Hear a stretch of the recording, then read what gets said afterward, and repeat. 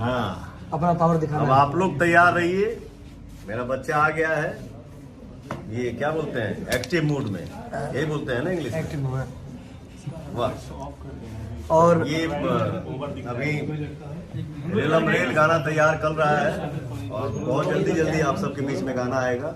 बस आप सबके आशीर्वाद, प्यार, दुलार ऐसे ही हम सब भाइयों पे बना रहे हैं। आज एक पोस्टर आने वाला है सृष्टि म्यूजिक से, कल गाना आएगा। और एक जो सरप्राइज है वो गाना जो इसके बाद आने वाला है। वेब म्यूजिक से एक गाना आएगा,